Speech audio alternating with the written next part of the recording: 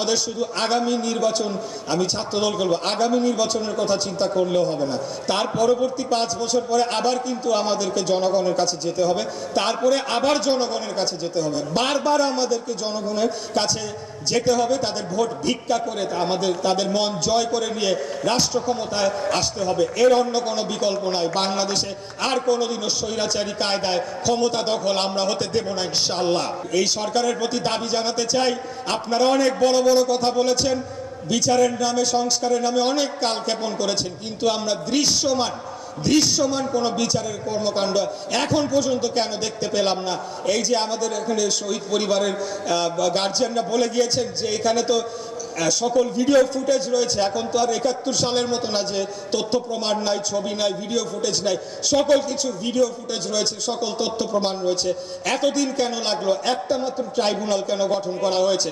কেন আরো 5টা দ্রুত বিচার ট্রাইব্যুনাল বা মানবতা বিরোধী ট্রাইব্যুনাল কেন গঠন করা হচ্ছে না? কেন একসাথে এই সকল বিচার কার্যের যে চার্জশিট সেগুলো দেয়া হচ্ছে না? এবং একটি ভয়াবহ খবর, যে পুলিশ অফিসার বলছিল, ওয়ারি থানার ডিসি ছিল, ওই যে স্বরাষ্ট্রমন্ত্রীকে দেখাচ্ছিল যে একটা মারলে তো আরেকটা তারা যায়, 1 বছর পরে তাকে বলে বরখাস্ত করেছে।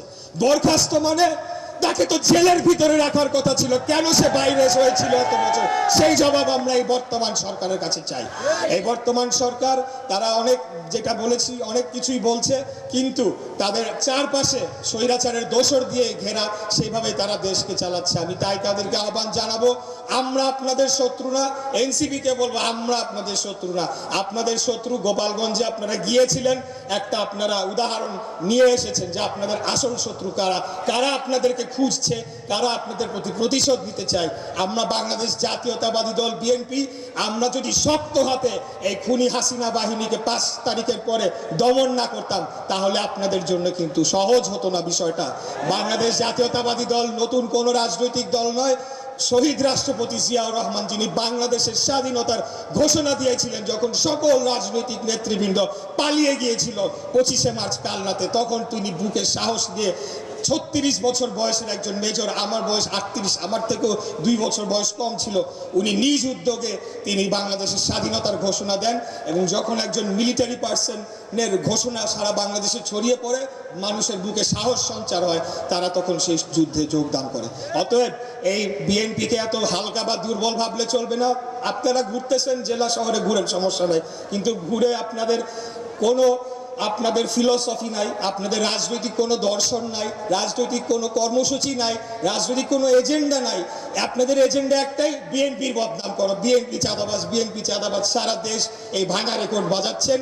আমি মনে করি এই কর্মকাণ্ডের মধ্যে দিয়ে আপনাদেরকে বাংলাদেশের জনগণ ঘৃণা ভরে প্রত্যাখ্যান করেছে। আপনারা এই গণ অভ্যুত্থান, এই আন্দোলনের সোল এজেন্সি আপনাদেরকে দেয়া হয় নাই।